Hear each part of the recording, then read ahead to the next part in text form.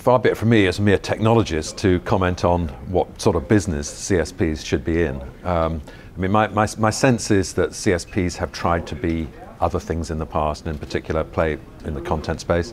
Hasn't always gone so well, and I think it's the tide is running against them. More and more content is over the top. So I think if I were a CSP, I'd be saying I should just stick to the connectivity piece and do it better than anybody else.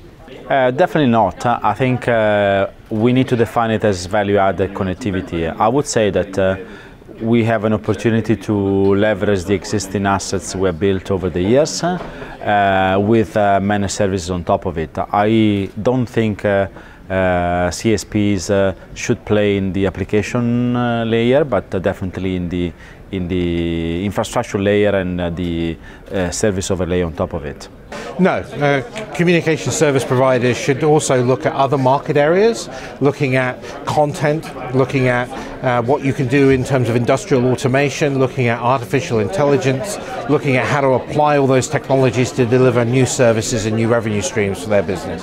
I don't think it's feasible for CSPs to simply confine themselves to connectivity. I think they've got to be good at connectivity, but I think as the industry is changing, as the needs of the customers are changing, I think it's really important that they're able to in fact continue to enhance that, because we've got to be customer centric, you know, and we're finding very much that our customers' needs are changing. They want to be able to interact with us in a very different way. They're expecting different services from us.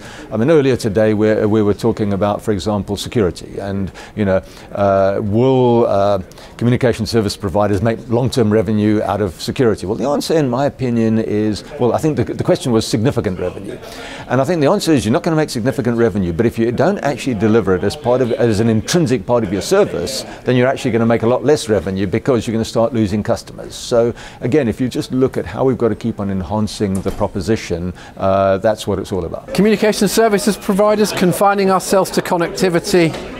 I don't think so. I mean, just look at BT and what we've done with BT Sport. You know, there's an example of where we've made some bold investments, and we've done that to help build our brand, you know, to help build our broadband presence. You know, you have to be very selective about it. In many respects, connectivity, I guess we could call it the bread and butter of the business.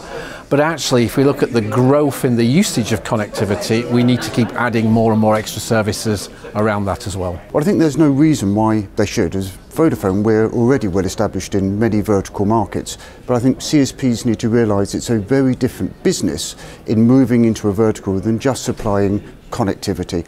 And I think Vodafone's approach, which was to actually acquire skills in that area, has really given us a lead in terms of our capability to deliver really value-adding vertical solutions.